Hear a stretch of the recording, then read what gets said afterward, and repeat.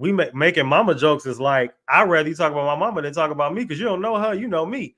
And out here, I remember us making mama jokes in colleges. Niggas was getting mad. I'm like, what? I ain't never seen that before. But the point that I'm making is I like the raw and uncut. And honestly, certain people, especially this podcast geared towards me, and that's what y'all need.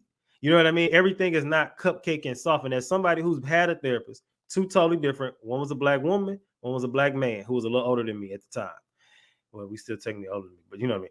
So anyway, the point that I'm making is both of them were totally different, but both of them were very like, no. You know what I'm saying? Very in your face, very like, what do you get from that?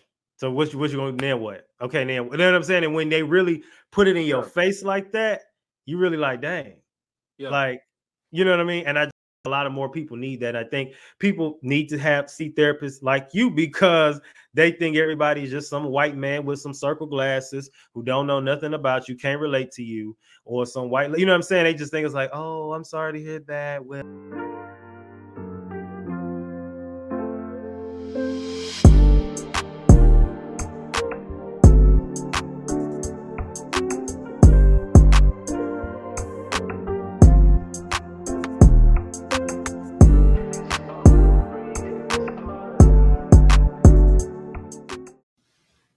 what's up, y'all? So, look, let me just go ahead and keep it short with you. Did you know that as of 2024, the United States has a literacy problem? 21% of adults cannot read, and 54% of them have been recorded, and it has been documented read below a 6th grade level.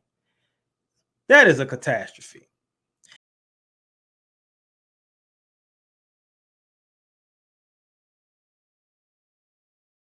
A new package. It's called the Literacy Liftoff, and it caters to 9th through 12th graders who struggle with reading, writing, and comprehension.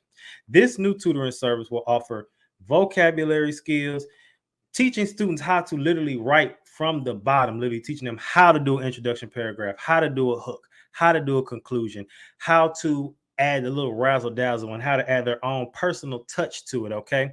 Now, you know what you're saying. Well, Izzy, that's what they go to school for. Absolutely. But as an ex-teacher, the teachers just don't have time. So this program has 3 different packages from 3 different sets of hours that you can take. So if you're an AP, a principal, the student who needs help, the parent of the student, or you just know somebody who needs the help. If you're in the Houston area, you can get in-person tutorials. But if you are not in Houston, there are also virtual options offered as well. So hit me up at my email, theprodigyperspective@gmail.com and or psathepodcast.com, and we will hook you up. What's going on, y'all? It's another week. The year is almost over.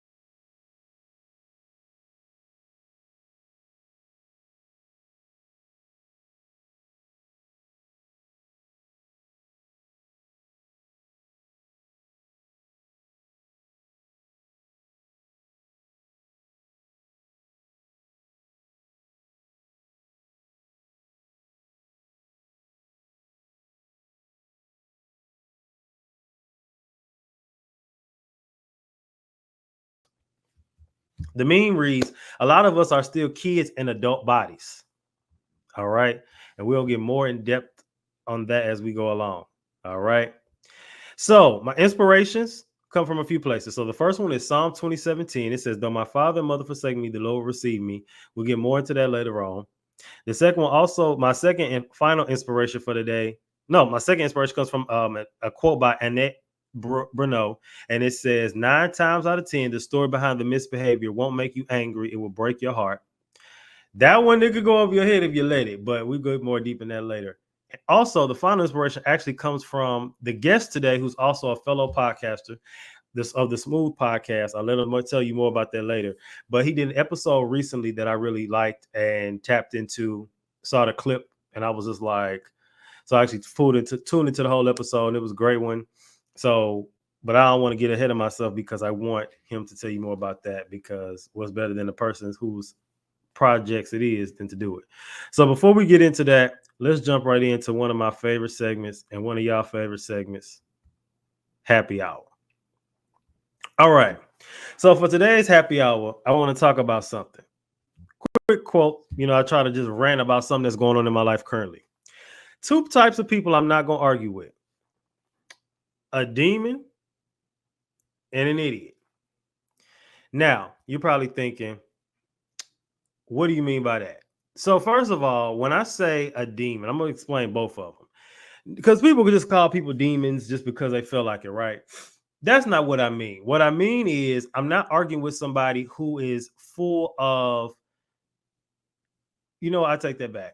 Yeah, I know, I'm going with it. Who's full of pride and anger and just ignorance. And a person who feels as though if you say you're trying to go back and forth with them, it doesn't matter what you say, they're not going to hear you. I don't know who needs to hear that. Now, I don't want that to be the excuse for somebody to then be like, oh, well, I'm going to just not say nothing. It's a slippery slope, and there's some signs you can look for. But what I want you to understand is you cannot go back and forth with somebody who ain't trying to listen to what you're saying. You can hit them with all the logic, all the facts, all the breakdown, all the evidence, and they still not going to listen to nothing you got to say, because they don't want to hear it. They don't want to hear it. So there are different things that can go into that. Pride is one of them. Like I mentioned, ignorance is one of them, as far as the definition is not knowing, meaning they just can't comprehend what you're saying or don't know what you're saying, which kind of goes into the other person I'm not arguing with either. But also a person who sees you in a certain light. So for instance, when someone is blinded by rage, when somebody is blinded by ignorance, whatever it is, and say, for instance, sometimes people, when they see you in a certain way, they only gonna see you that way. It doesn't matter what you say. If you say, I meant this, but they see this, or they interpreted this, none of that matter. You can, and so many times, I think we as people will say, well, if I just explain to them like this, or if I just break it down like this, or if I just explain like this, sometimes people hear from a spirit of offense. So when you easily offended, you wasting your breath. And then in that case, sometimes they just looking for you to say the slightest thing they don't like, and they can just take off on you from there. Now, not always physical, sometimes it's just on some argument, sometimes it just cut you off. It don't matter. You have to I don't want to say this. You have to just let people just be. And there's no point in wasting your time. The second type person, and I said the definition of an idiot is a person of low intelligence. Now, what I mean by this is this also we can align that with the whole ignorance statement. Lately, I've been on TikTok giving my general, somewhat opinions, but somewhat more. There's a lot of facts there, right? And I've been catching a lot of flack from people who tend to try to argue me about a point that's not in the video or even in the big video. Because as a content creator, you got to be polarizing. So you got to take the clip that's going to really just pop out, and then you got to make people go back and read and watch the whole thing.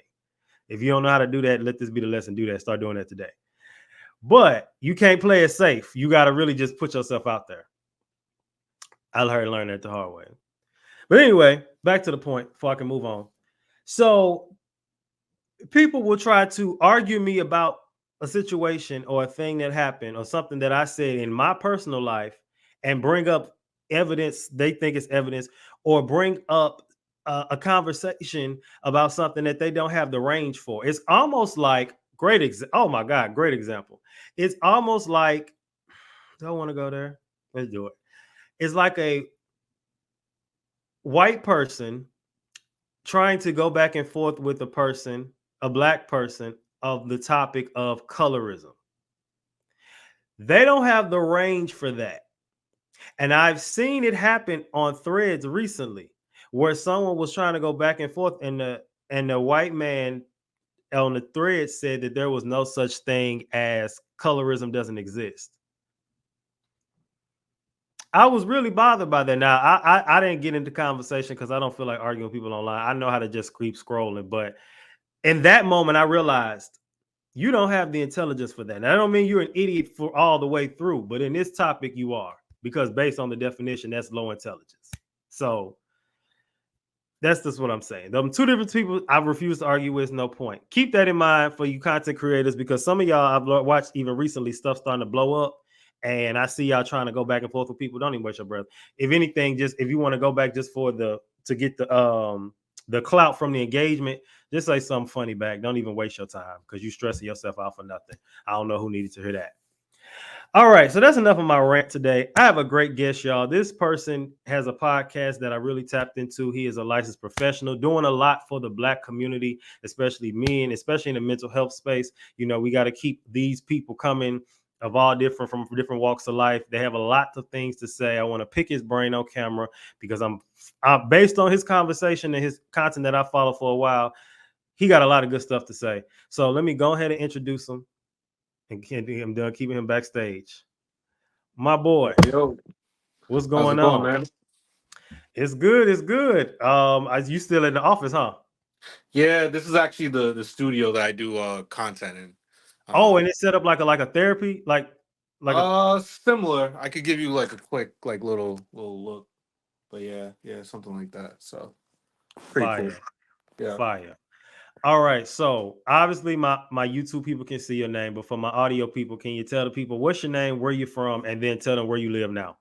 yeah, sure. So my name's Ray Lambert. I'm a licensed therapist out of Providence, Rhode Island. I was born and raised in East Providence. Went to school, lived in Boston for 4 years, and came back to Providence. Okay. Okay. So tell the people.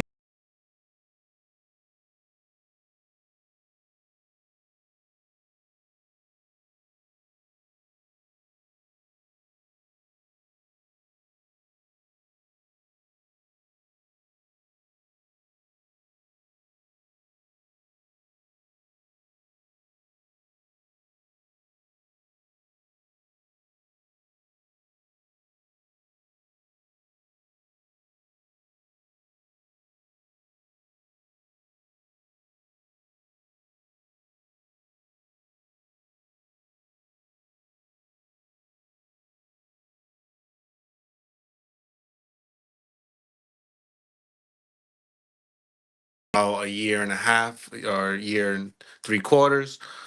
Basically, just shining a light on a lot of the African Americans and minorities in Rhode Island that are kind of like doing really good things. Because if you're from out of state, you might not even know Black people live in Rhode Island. So I like to kind of shine a light on that.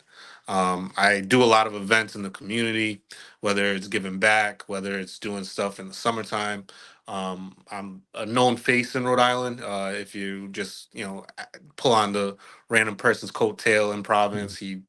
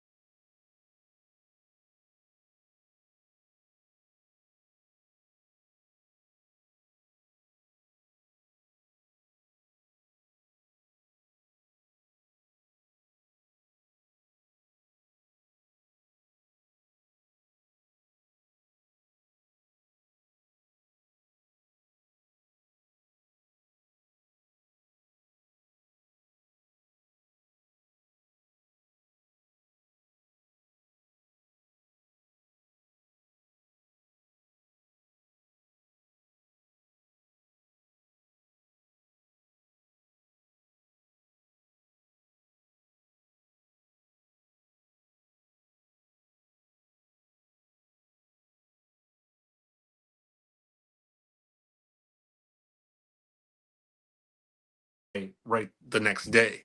So Right. that was very intriguing for me. Um, and so yeah, and then I went to Boston College, graduated with a bachelor's in psychology. Moved back home. Like I said before, I'm decently popular in Providence, so I used to throw parties through events, and that was actually the money I got from that is actually what I used for my master's degree. So I was paying my graduate school by the parties I was throwing in Providence. So that's how that kind of ties in. And then just my ability to talk to people from like all different walks of life. You know what I mean? I think that's super important. Just to be able to kind of meet people where they're at and in a way where they don't feel like they're overshadowed or undershadowed or invisible or super noticeable, but really getting to hone my skill level on meeting people exactly where they're at. That's actually really a dope story for real. Like, even like you made the comment about TV did a lot for me. That's how I feel. Like, I was raised on TV. So many people brag about, I don't know where you are now with TV, but like I still watch a lot of TV. And like growing up, people used to be like, "Oh, I don't watch TV. I don't."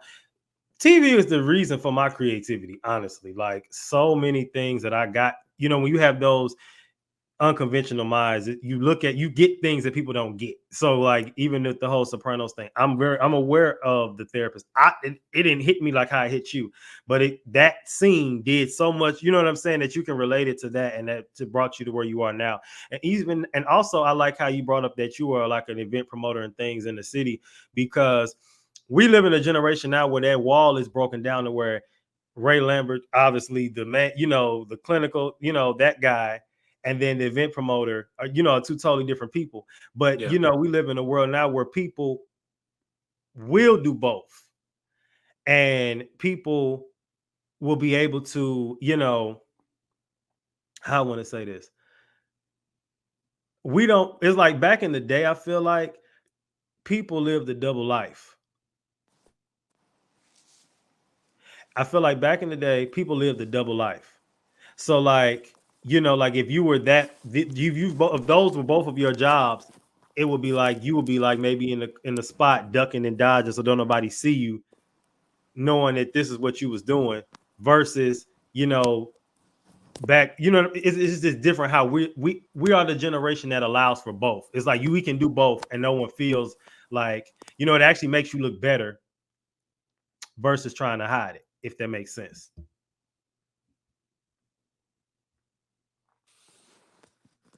So what I was saying is, I think that is, back in the day, it was like taboo for people to know all of what you did. And it was like when you have those, I think it's dope when people can do multiple different things and still, you know what I'm saying? Like it makes you more personable. And I think that back in the day, older generations was like, say for instance, if you was doing that and that, it was like you got to hide that you do the event promoting, because it's like, oh, we don't want any cross brand. Is like, I don't Right. want people to see me as this. And versus now where we see people who are able to do both, and it's like celebrated. Yeah. Yeah. It's more celebrated versus like we gotta hide who we are. Like, you know what I'm saying? It was good to see, like, for instance, even with me, like, don't, like, say for instance, I think about those TikToks where it'll be like me during the week and then me on the weekend. Right. Right. And back in the day, you would hide that. Like, you know Yeah. what I'm saying? And now it's like more so celebrated. So I'm glad that we're coming into it. We made the change. This generation has made the change for the world to accept people where they're at, and accept people who can do more than one thing at once, if that makes Well, sense. I also think the economy has a lot to do with that, right? Like you can't Yeah. just have a factory job and then have your wife stay at home and you have three kids and you're straight, right? Like we all have to have kind of multiple hustles, no matter what it is. Like having one source of income nowadays is like you're kind of setting yourself up for a low ceiling. And I think COVID also taught us that too, because it was like, if they take your job tomorrow, what you gonna do? Now Right. you know what I'm saying? Now you at home. Right. And people was cracking them PPPs down, but they didn't they claim they didn't drop the list of the people who owe them. So I'm like, we'll see how that happens. But I don't know. It's just something definitely think about, keep in mind. Yeah, All right. So boom. Now I got a few words. I want you to tell me the first thing that comes to mind when you hear them, and there's no right or wrong answer. Are you ready? for sure. All right. The first word is history. History. The past. Do you want me to like go into an explanation, or you want Mm-mm. me to just okay? No, just the The first thing past. that come to mind. The past. Okay. Childhood trauma. Alcohol. Okay. And then memory. Family. Okay. So for this discussion, I went ahead and got the definition of history. One of them, it says the whole series of past events connected with someone or something. Childhood trauma, it says, is a dangerous or violent event that overwhelms a child's ability to cope and threatens the physical or emotional well-being. And then it says memory. It says the faculty by which the mind stores and remembers information. So Mm. keep those in mind, people, because they're going to come back up as the conversation goes.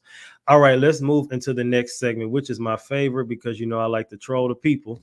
What does this have to do with mental health? And with this segment, we know back in the day, people used to say, when I had my podcast, what does this have to do with mental health? So I created a whole segment about it.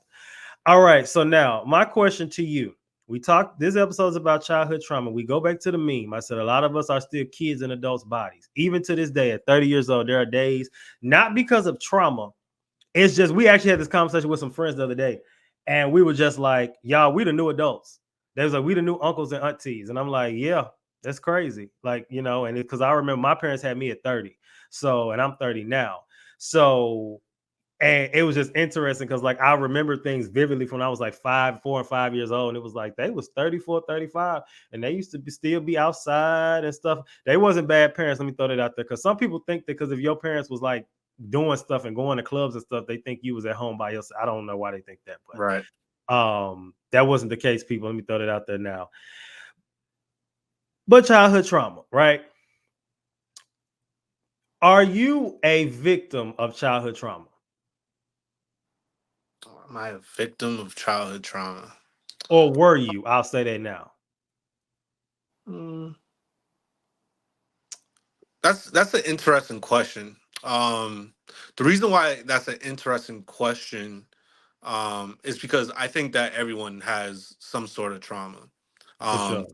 I think that we view trauma very differently from person to person, and everyone has their own kind of like mental bandwidth on what that trauma is, right? Yeah. Like if you were born in a third world country, right, like the stuff that you would see on the everyday basis, that might be traumatic for someone in America. So like Uh-huh. it's not necessarily the event, more so the person experiencing the event. Right. um I also, I try to kind of like pull back trauma as much as possible because it at some point, and I hate to be that guy, but I have to be that guy. At some point, you have to ask yourself, okay, like, is this an excuse for my current poor behavior? Mm. Like my unwanted behavior, am I blaming what happened in the past on like my future stuff? Because in a way you could be right, like you could do it, and that's why a Yeah. lot of people like doing it because they're verified in that way, like, okay, such and such happened to me in the past, so now I act like this in the future. What I like to do is I like to tell people and remind people, like, if you acknowledge something as being a bad behavior or poor behavior or unwanted behavior, like you can work towards rewriting your future. It doesn't always have to be this way.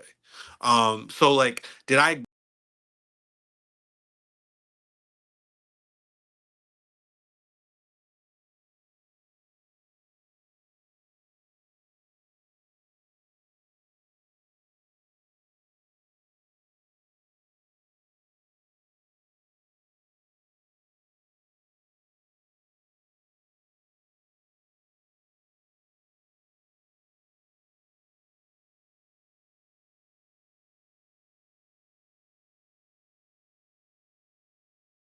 about what happened to you in the past?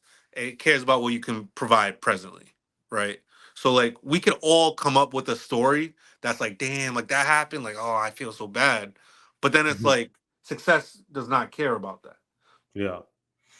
And that's good to hear because sometimes I think that, you know, I'm glad I had this conversation because I know a few weeks ago I had a panel hosted with some just a group discussion on the podcast. And it was unfortunate to hear, but I know a lot of people think like this, and I'm gonna bring it all home in a minute. That, you know, they made a comment about therapy. So many people was like, well, not so many, it was only like two people at the time, but they were black men my age, and they were like, you know, I don't think anything is wrong with therapy, but I can't see myself paying somebody for advice. Hmm. And it was sad to hear that because so many people have this negative stigma when it comes to therapy, especially black men, because they'll say, well, I'm just going to get some advice. I got friends for that. And it's like, let me tell you something. The stuff that my therapist told me, no friend could have said that. Right. So I say all that to say about the comment about childhood trauma and going back to that, that I feel like sometimes we as people have things that we're trauma, like you said, everyone's trauma is different, and then we don't even acknowledge it and we think things are normal. And then Right. there are some people who use it as a crutch, which Yeah. I've seen too many times where I've heard somebody defend somebody and their excuse was, well, well, the way they was raised. I'm like, they're 35.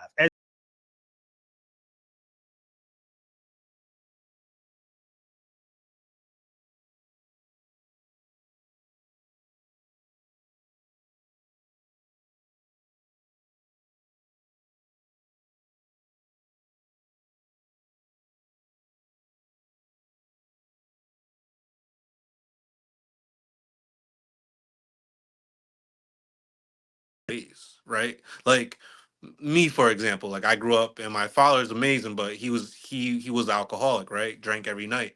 And so I could have a drinking problem, be like, oh well, drinking was in my house, so now I drink. Or I could be like, damn, I saw how that limited his potential, so I'm not gonna drink like that. So Yeah, like anything that like trauma thing that happens that you feel like is continued by you because that's what you saw, it could also be the same reason why you don't do it. It's just a harder decision that it requires more effort. Like yeah, being a good person, being on the straight and narrow, that requires effort.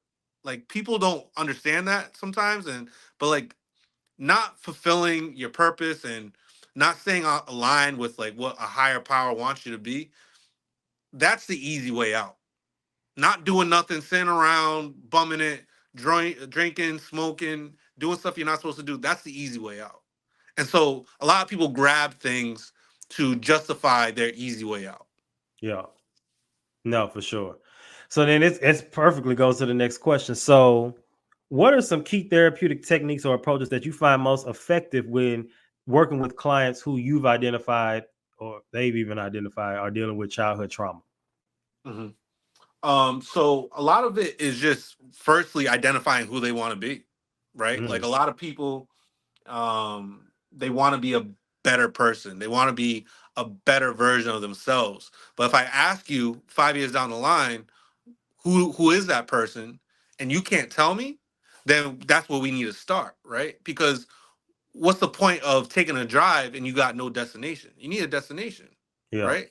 And it's usually unsettling because now you got to think about how far you are away from that person currently, and nobody Mm, likes to admit that.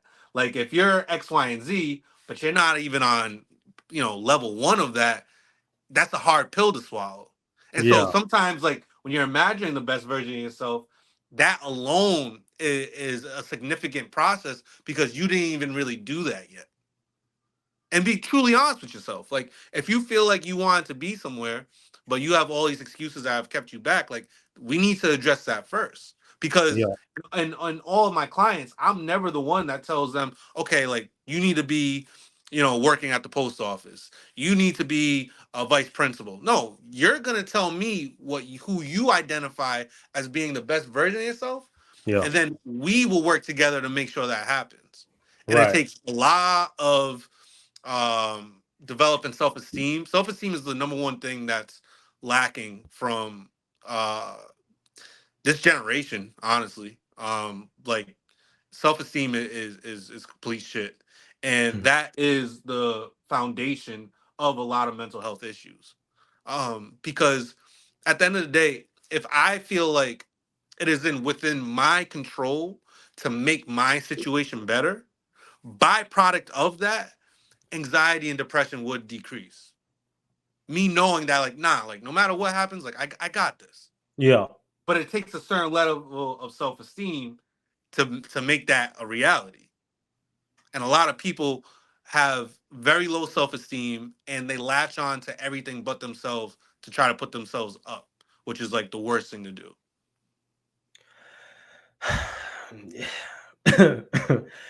And with the whole self-esteem thing, and I actually had this conversation at the gym today where I told somebody, like one of my homeboys, I told him, I said, like, I heard him say something, and I asked him, I said, "Do you care what people think about you?" He was like, "Yeah, a little bit." And I told him, I said, "This is from a, I'm not judging you." And I say that because I told people all the time, I went from having the lowest self-esteem to like went from hell to now through the roof.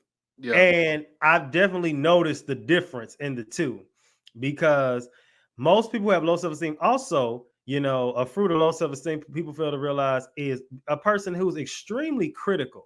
Have you ever seen those people that just nitpick everything? Nothing's ever right. A For lot of sure. time they be projecting. And I had to learn that because those people would be picking at me and all this, and I'm looking at them, and then they talking about they got low self-esteem, or it comes out in a way whether they openly say it or it just you can tell. And it's like you was projecting on me. This you. Hmm. And a lot of times too, a lot of people who have issues with us and pick at us, that's what it is. They are projecting. And a lot Right. of times when I look at so many situations from my past with people, family, friends, they were projecting on me, and I'm thinking I was the problem, and it was really y'all. Right. So when I was just an easy target. So goes to the next question, honestly. So from your clinical experience, how do unresolved traumas typically appear in adulthood, especially in relationships? We already talked about self-esteem, but so relationships and career. Right.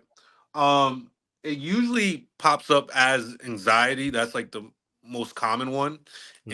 And it's just being on edge. Like when you think about like childhood trauma, whatever occurred, you think about that child being on edge for whatever reason. Like their nervous system is just shot because of what event happened. So it's a lot of anxiety. It's a lot of not being sure and questioning yourself 1,000 times over on the potentials of what could happen. Right, Not what has happened, what could happen.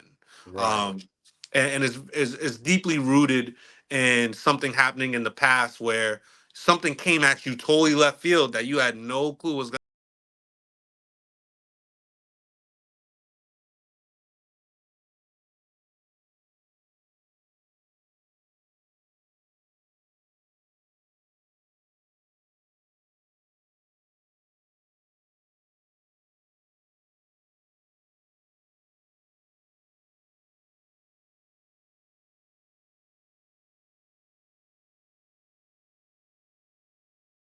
Memory and decision making. It says this can lead to long-term mental health issues, like you stated, anxiety, depression, and PTSD. Addressing these trauma early is crucial for preventing the onset of chronic mental health conditions. The second one says attachment on and relationships.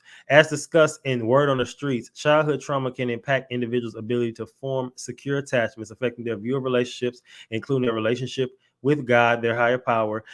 Trauma survivors may develop attachment issues, which are then again linked to anxiety, avoidance, and feelings of unworthiness in relationships. Then I'm gonna read this third one, and I'm gonna say something. So it says the third one is spiritual coping and healing. It says, according to Christianity Today, faith and relationship with God can play a transformative role in helping individuals overcome childhood trauma. Stories of spiritual growth and healing highlight trauma survivors find hope and forgiveness and purpose through their faith, even when struggling with mental health challenges like PTSD. Let me say something about that too. We made the comment, I defined the words memory and history on purpose. And as someone with an excellent memory, that's crazy how that even happened. Preface, like when I was like, I remember things vividly from 4 or 5 years old. That is a blessing and a curse because there's things that have happened that are good that I, remember, like, man, that was a great moment. And there's some things I remember that, like, instantly I think about it, it's like a switch go off and I like get pissed off all over again in some cases. It's a phrase I heard recently. Actually, as crazy as it sounds, Justin LeBoy posted it. Crazy, it's one of the crazies. And he made a meme saying you have to forgive every time you think about it. And if you have a memory like myself, or those who have those memories, because some people, like I actually talked to somebody before, and they was like, the reason they don't be holding grudges is they don't remember nothing. Their memory is shot. Like you would think they had dementia or something. Like they don't remember nothing. They'd be like, when did that happen? I'd be like, I'm like, you don't remember that? But then I'm the other extreme. So I think for people who hearing this, and again, you're the professional, so I'm sure you can, yeah, of course, correct me if I'm wrong, but what is your take on forgiving the moment, or every time you think about it, re-forgiving that person until you're finally over it? What is your take on that? Okay. So, and during this interview, I'm going to answer everything as I would answer it, right? It's not necessarily going to be in a psychology 101 class. It's not necessarily going to be on the licensure exam, but I've developed my own way of doing stuff that works. Like, you can kind of check my client reviews. So I will answer in accordance to like the way I see fit. Go ahead. On that note, um, I only like to visit things if they present a current issue, right? Like, if I had someone that it was like right on my street, and I was young. I was about maybe 9, and she committed suicide, but she was Okay. outside in her car, so like the street kind of saw it happen. Right now, I could like think about that time and like how crazy that was.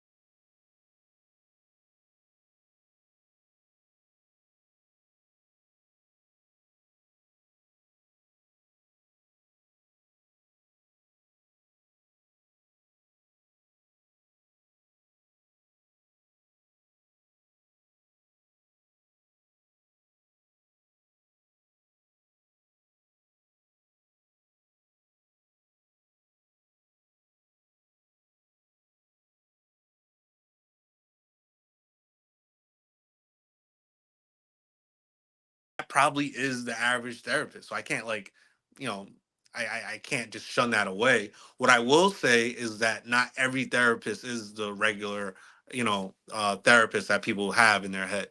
And it's only going to get more modernized as time goes on, like anything else, right? Like I have a black dentist, and she's amazing. She plays like R&B in the waiting room, and like has like flat TVs on the wall and like on the ceiling. So it's like the more and more that we expand our palette to what we're able to do and what we want to do for a profession, the more modernized and the more geared towards us it'll become. So for everyone that just has like this kind of imprint on anything, like it doesn't even have to be therapy, it could be like anything. Times are changing, and they're changing for the better in terms of more African Americans, more Black people, more minorities in healthcare, in certain positions that they weren't in before. No, for sure. So then let me ask you this. And like I said, I don't want to ask too much because, like I said, we want you get your money. But in addition to therapy, what other practices or habits, or community involvement would you recommend to somebody to help people heal from trauma? So obviously the first one, is really sitting them down like this not helping you in the moment. So what else can you do? But for people who receive that, but it's still a process, what could help aid that and accelerate the process? um First, making the correlation between the trauma and the current roadblock, like I kind of said Right. before. Yeah. Second is acknowledging that love isn't lies, right? So like the worst thing you could do to someone, even if you're have the best intentions for them, is lie and say something along the lines of everything's okay, or I know what you're going through, or anything, any of those that like sound good and you have good intention, but they're lies, right? Like there's no, if that same thing was not done to you in the manner that it was done to them, you don't know. You don't know how they feel. Sorry. In Right. the end, that's okay. Yeah. Like you don't have to exactly know how they feel for you to be like, hey, I think you should talk to someone because you're kind of bugging out right now. So Yeah. like keep keep the lies off the table and keep brutal honesty on the table. All right. That's a great segue. Let's go to the next segment, which is I challenge that. And in this segment, we're going to challenge some things and some thought processes that are normal, especially in this area. So, first of all, you already challenge the status quo being the type of therapist that you are. So, going back to what we mentioned earlier about the Sopranos and things advancing. You brought up the dentist with the R&B sound lit.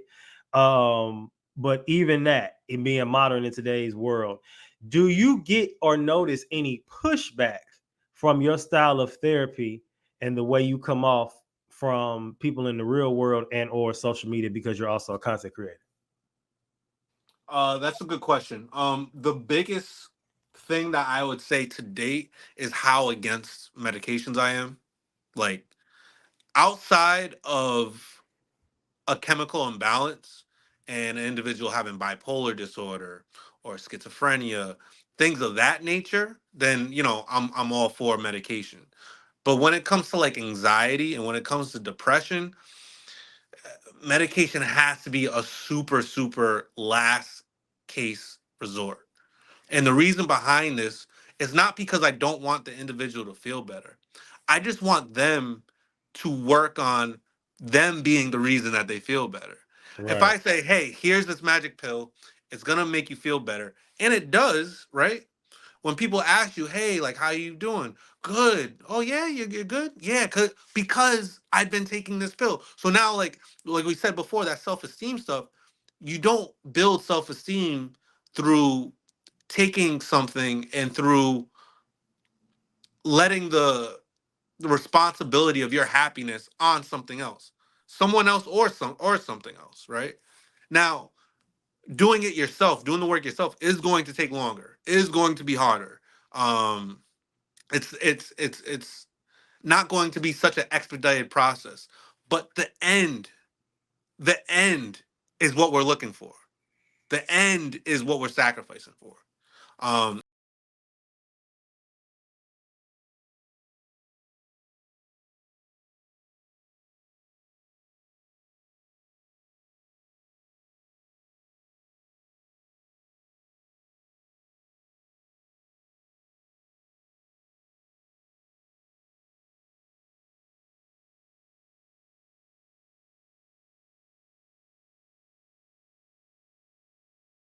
both against people. You because at the end of the day, like I said, even if you use it for a season, you have to have the mindset of I have to get off this because you can't live on this for the rest of your life. It's no better than the person who goes grab a bottle when they feel away. It's no better than the person who goes grab a blunt when they feel away. It's no better than the person that go watches the porn or go does this when they feel away. Because now it's like, okay, I'm having a bad day. Where's my medicine? And then it's like you keep relying on that, and then like, well, how's the healing gonna come? Because you're gonna just say whenever something happens, oh, let me go grab my fix. And a lot of times as men, we've been taught that that's okay because a lot of times in most situations, especially with men, it's like oh, he just gonna go get him another woman, just keep getting another woman, keep just doing this, keep doing that, and it just kind of like numb it away versus actually dealing with the problem. And then they look up and you 67 years old, still tripping off a situation or still being in bondage to habits and things that you never fully got over because you kept using crutches to kind of go along to get along. Yeah. Okay. So now going back to the meme where I asked and I said, keep going back to the meme this episode that we feel like adults and kids in adult bodies. And I remember when we were kids, I didn't say this, but do you remember when people were kids and they used to be like, "Oh, I can't wait to be an adult"? Did you ever say that? Probably. Now I'm gonna ask the question in a minute. Let me throw this out there. I've never said that, and here's why I never said it. Growing up, every adult around me complained about how terrible life was, so I'm just like, I'll be a kid forever. Then the movies, them Disney Channel movies, that they were like they wish they could be a kid forever. That was me because I'm like, all y'all do is complain. Everything always wrong. Ain't nothing. I like it. I don't want none of that.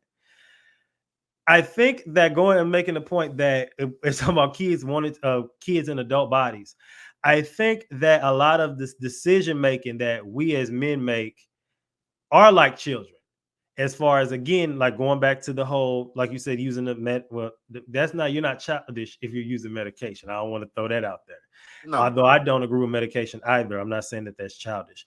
But when it comes to I'm challenging the status quo as far as even this, watch this.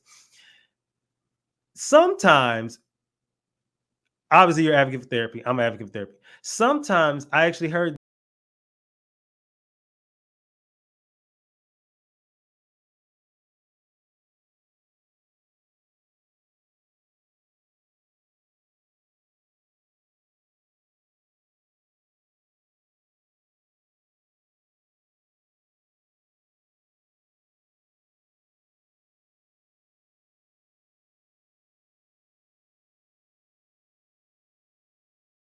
that time for we gotta cut this, let this go.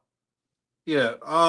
No, because I mean, my boundaries are my boundaries. That's something I increasingly have to work on, but it's something I also instill in my clients, right? And that I hate to keep on going back to it, but that is aligned with self esteem when it's like, yo, like this is the time to contact me. This is, setting everything straight.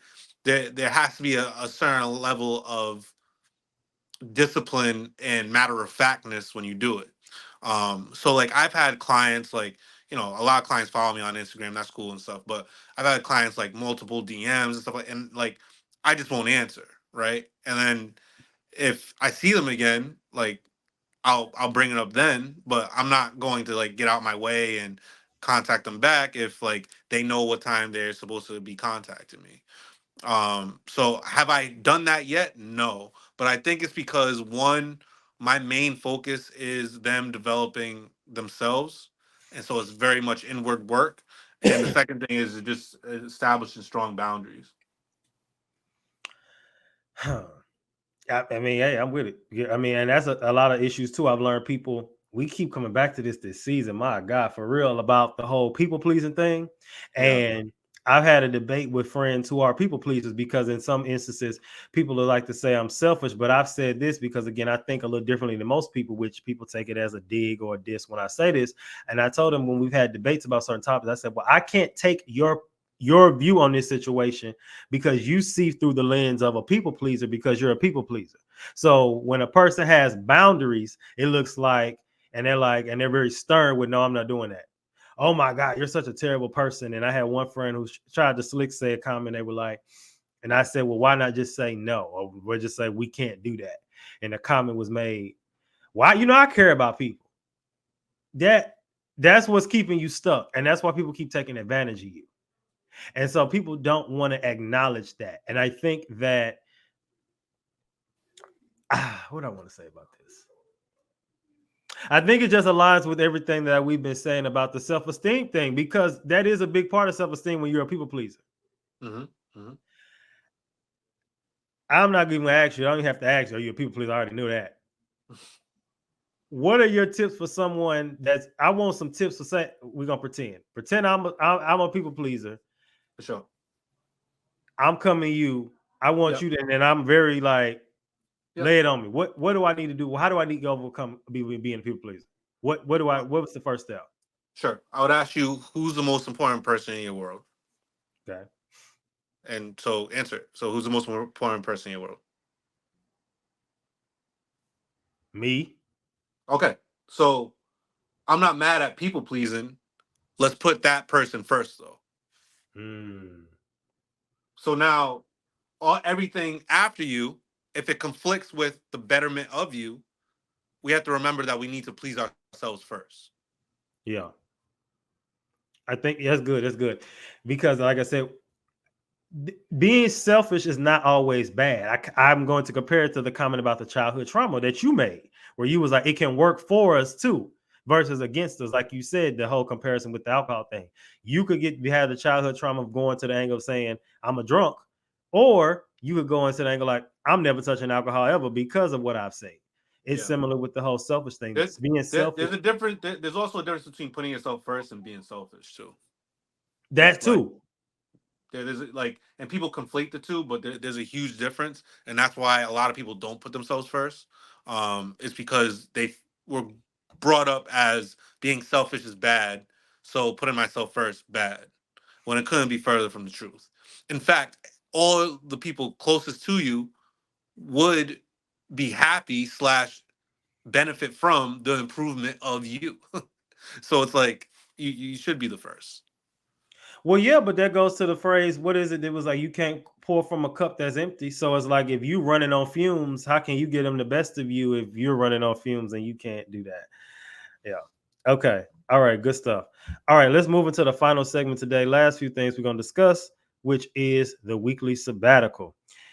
And in this segment, we just kind of reminisce on some things and some final thoughts. So before we get into a lot of things that I want to close with, I will ask this. We briefly talked about your father who was an alcoholic and you watched that your whole life. What is your relationship with alcohol today? Right now I'm not drinking. I haven't drank hard liquor since the first week of May, and I haven't drank any liquor in the last 3 weeks. And by liquor I mean like I've had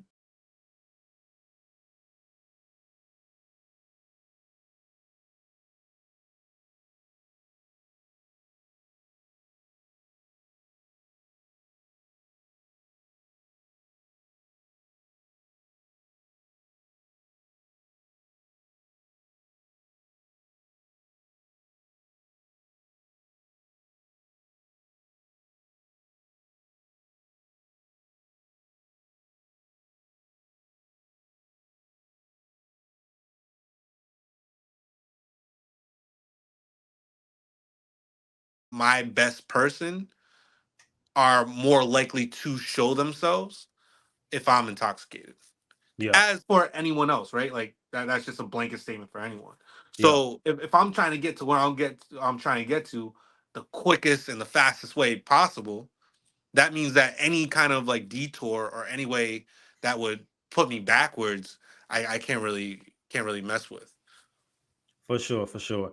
And like I said, I like that. This just to keep people, and I tell people all the time with the whole drinking thing, like when I'm been on my like journey or whatever, like even if you never stop drinking or you never, like, you know what I'm saying, if you never cut it out completely, I say that people should still go periods where they take breaks from it, because it can get too routine to the point where it's every weekend, every time again that crutch, every time something bad happens, let me go get Yeah. a drink. They'll think, well, I'm not doing hard liquor. That's the trick to you. You lie to yourself with when you're like, well, I'm gonna just go get some champagne. I'm just gonna get some wine.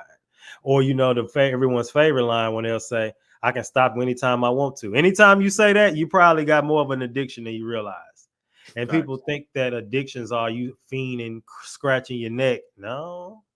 Mm. Sometimes the addiction is when you want to, like I brought up earlier about the shopping addiction. Every time you just think about it, like, let me do this. It you make that, it becomes a priority over everything else. You Right. lose everything else, don't matter. This just jumps to the top as soon as you think about it. Right. Okay, that's good to hear. Also, let me ask, how is your relation? Did him being an alcoholic really affect you all's relationship? Um. Hmm. So luckily for me, and I'm just gonna take this with me because I just gotta put on the charger. But You good? luckily for me, he wasn't like an aggressive drunk, or Uh else my huh. life would have been a lot different. But what it showed me was the minute he did, go get home and crack the bottle open, how unmotivated he was, right? And like the difference in like the sloppiness and things of that nature. And then just not for nothing, just like the money that he was spending, right? Like that stuff's not cheap. So it was a mixture of all of that and just like my dad. I mean, he's a hell of a guy, but just knowing that, like, damn, like he probably could have been like like the governor of Rhode Island if he wanted to, Yeah. if alcohol didn't get in the way or things of that nature. Yeah. There was also some times where like he would be just like in public intoxicated, so you get that kind of secondhand embarrassment. Hmm. That's a little bit annoying because it's like, damn, like he's not even recognizing that what he's doing at the time. This is just a him thing, and now I have to wear the shame, even though I'm not drinking or anything. Yeah. That would be it. Yeah, but again, like I could have used that, and I could have said, oh, my dad drinks, so I'm gonna drink, or I could say, I saw how like, I saw how that was a little bit of a down point for him. Let me not do that and just see like where I end up. Yeah. For sure. Okay. Good stuff. All right. So, okay, we briefly talked about it. Let's get into it now. So, we talked a little bit about your podcast, the Smooth Podcast. How did this podcast come about? So it was just a passion project for me. Uh, Prior to, I kind of wanted to do a podcast probably like a year before I even started it. And then I was just like, you know what, like let me just do it. Whatever happens, happens. No expectation. There's still not really that much expectations on it. It's just for the people that it's serving, it serves them well, and I like Mhm. that. Um, I think that for the future, and when people ask me like, yo, like what are you trying to do with it, the future for me is going to be just to connect with people that potentially I wouldn't connect with otherwise, kind of like this, like outside of this, like we probably wouldn't have never connected, right? Like Right. so just like that, on a scale where I'm reaching out to big time people that want to talk mental health, that want to talk about their upbringing, and they recognize my platform as a space to do that. So that would be like the ultimate goal for it. Okay. Okay. Now, what's my next thing I want to ask? All right. So now that goes to the next question about entrepreneurship and being an entrepreneur. So, how does entrepreneurial thinking or building something of your own play a role in healing and overcoming trauma? And based on your experiences as a therapist and a business owner? Well, it normalizes a lot of things, right? It Yeah. normalizes the thought of what happens next. It normalizes the fact that like you're gonna have some shitty days. It normalizes the fact that like some people are not going to be in your life for the totality of your life. It normalizes betting on yourself. It normalizes um doing something that you believe is best for you, even when everyone else is against it, which is powerful at times, right? Yeah. I kind of I made a content piece about it, about the normal American is divorced, overweight, broke, and so if you have an idea and it's going against the grain, or if people they're not jacking it, it's like cool, but I wasn't really trying to be like you anyway. Yeah. But like to like, it's one thing for me to say it now and everyone would agree, but when it's game time and you got to really like stand 10 toes down into whatever belief or whatever decision you make, that's when like it really really matters. So Right. being an entrepreneur is having a vision and standing 10 toes when normalcy and regularity is pulling you to a different direction. Definitely, definitely. And that's one thing, people are scared. People are scared to take that leap. People are afraid because of the self-esteem thing. And like I said earlier about projection, and they're projecting their fears and doubts on you when you are so, bold and so like, I don't mind doing stuff like that, and I don't mind taking risk, and I laugh in the face of danger, and then it'll be them trying to project that on you. So I'm all for doing the unconventional, doing things that don't make sense to people, because you look at the people who made it and the people who are super successful, that's what they did. Right. So I think something that people got to keep in mind. So, okay, so as we end it off today, what's one piece of advice or wisdom you will offer to somebody listening today who may still be dealing with unresolved childhood trauma but has yet sought help? Um, First, analyze if that trauma has any bearing on getting to where you want to go. First and Okay. foremost, not all trauma should be or is created equal in everyone's lives. So make sure that the trauma that you want to address actually has a bearing in your life currently. The second thing is see a therapist. I'm sure you'll have like my IG out there or whatever. If you want to contact me, even if it's not me, I can send you to some, resources that have minority-based therapists that, work virtually and stuff like that. The third thing is understand that becoming a better you and becoming a different version of you is possible as quick as tomorrow. And Yeah. a lot of people are like, it takes time to change, and it takes time for this, it takes time for that. And like it does, yes. But I give this example all the time. I give this example of like, say if I play video games, right? And I'm 33 years old. Say if I play video games for um 25 years of my life, right? So 25 years of my life, for 5 days a week, I play video games. I would be classified, and I would classify myself as a gamer, correct? Right. Now, let's say if for the past week I did not play any video games, right? And I read a book for every night before I go to bed. Guess what? I can realistically say that I am no longer a gamer and I am a reader. Mind you, I just Right. told you years on years of playing video games, but it's not about that. It's about what I'm doing currently. Right. So, like, yes, like you were a person that snapped off the hinges at the littlest thing. Yes, before that, you were an unconfident person. Yes, before that, you were this, you were that. But everyone has the power within themselves to change into the person they want to be starting tomorrow. Now, it's not a 360, of course, but like, ask yourself, like, what would a confident person do today that I wouldn't normally do? Yeah. What would someone that can control their anger better do in this situation that I haven't done prior to, right?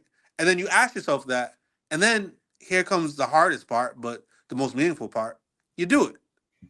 You Right. you don't you don't you don't hesitate. You fire. So that's what I would say. All right, good stuff. And I'm gonna read this last little quote, and this comes from an article titled "The Christian Council on Overcoming Childhood Trauma as an Adult" by David Hodel. It says, "Neurologically, childhood trauma wires our brains, and with no one to tell us otherwise, we've reinforced that wiring by our beliefs and choices. On very rare occasions, an impassioned plea to be healed is met with a miracle, sudden and lasting change. Most often, however, we have to take the longer way, one step at a time. And all of these things that we mentioned are definitely things I believe. Um, Also, I would suggest for my people, is like it says in the article, it says inviting God into the process for growth and change is vital, but it's up to us to walk the path with as much endurance, gratitude, and hope as we manage. This that means not going at it alone, but working against harmful lies we have believed about ourselves and not giving up when it gets hard. And I'm also going to add going into those vices when things get hard. And of course, if you do slip up, don't beat yourself up about it too much because things do happen, but you can't just let you stay there when that happens. Um, all right. Question and challenge for the day. What stood out to you the most in this episode, people? And then tell me how you plan to handle childhood trauma moving forward. This has been a great conversation. Anything else you want to add before you go? No, just to everyone that they do have the power to change and they do have the power to become the best self. If they need help with that, feel free to reach out to me, reach out to you, reach out to I think Psychology Today has a list of therapists that you can kind of narrow it down. Like if you want like a white woman that specializes in anxiety, like they'll pinpoint and match you up with exactly who you want. So Yeah, feel free to use the resources, and there's no excuse for improving yourself. absolutely. We love to see it. All right, y'all. Thank you for tuning in. This has been a great episode. All right, y'all. Make sure y'all tune in next week. PSA signing out. Always remember, keep your head up like your neck hurt. Remember who you are. Make your mind up. Don't let it make you. And remember, I love us for.